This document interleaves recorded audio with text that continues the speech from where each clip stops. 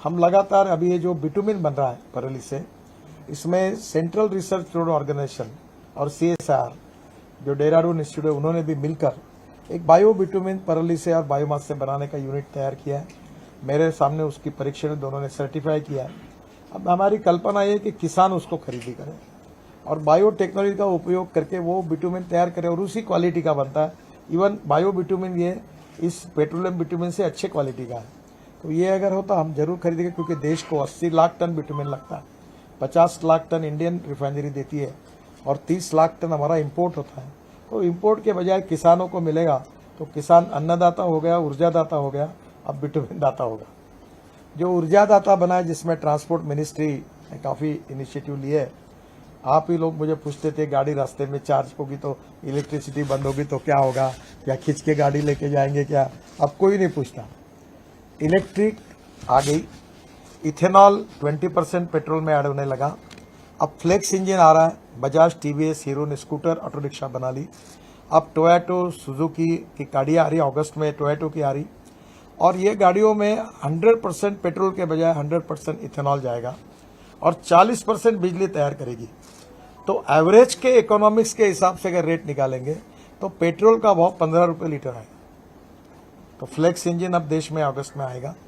उसके बाद में सबसे इंपॉर्टेंट चीज़ है मिथेनॉल की, जो कोयले से बनता है, 25 रुपये लीटर।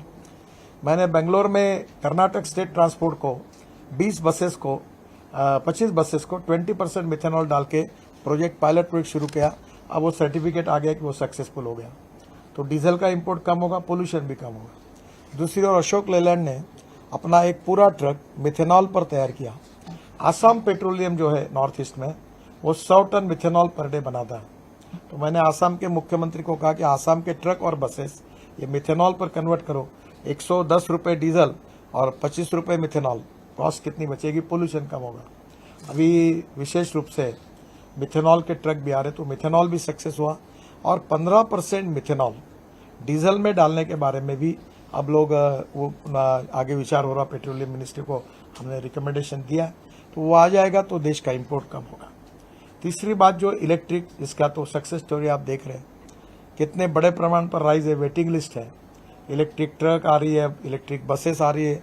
5 साल के अंदर देश में आपको इलेक्ट्रिक बसेस दिखेगी, इतनी बसेस आ रही है और इससे प्रदूषण कम होगा।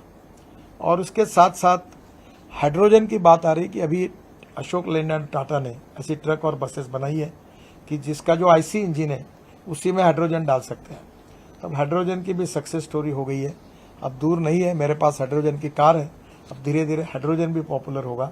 तो 16 लाख करोड़ का जो इंपोर्ट है फॉसिल फ्यूल का, उसमें इतना पोटेंशियल कि ये सब करेंगे तो भी हमारा इंपोर्ट कम करने में और कठिनाई होगी। तो इन सबको इनकरेज करके पहली बार एग्रीकल्चर को ऊर्जादाता बनाने में मोदी जी के नेतृत्व में हमारी सरकार ने सफल प्रयोग किया। अब इथेनॉल ब्रोकन राइस से, कॉर्न से, बायोमास से, आसाम में बाम्बू से इथेनॉल बन रहा है। तो ये पर्यावरण के लिए जो हमारे डिपार्टमेंट में, ट्रांसपोर्ट मिनिस्ट्री में जो हमने काम किए वो बहुत ही इम्पोर्टेंट है।